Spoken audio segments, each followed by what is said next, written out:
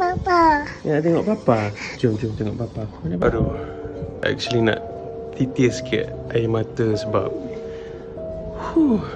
macam my boy, dia menangis-nangis. Tak betul bila buka YouTube tu, YouTube ni buka Miss Rachel lah, buka Cars lah, Lightning McQueen semua sebab dia minat Lightning McQueen.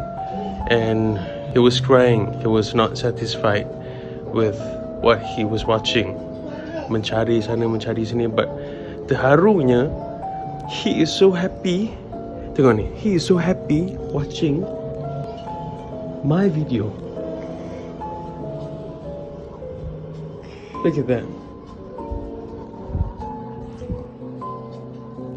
Buka je my video, dia terus lari, duduk dekat kursi dia and like gidi tengok my video. Oh man, my video not that amazing. Edit pun macam biasa je, taklah hebat tak ada mana pun. Tapi when you have your biggest supporter, which is your kid,